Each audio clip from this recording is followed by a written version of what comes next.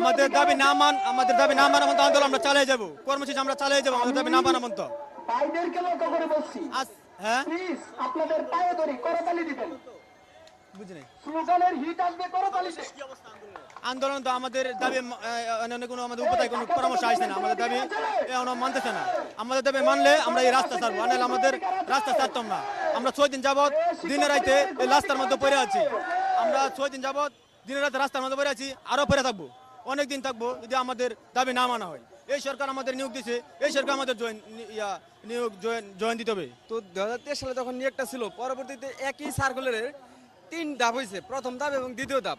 যেহেতু কোটার ভিত্তিতে ছিল আগে, তাহলে আমাদের তৃতীয় ধাপ কেন বাদ যাবে?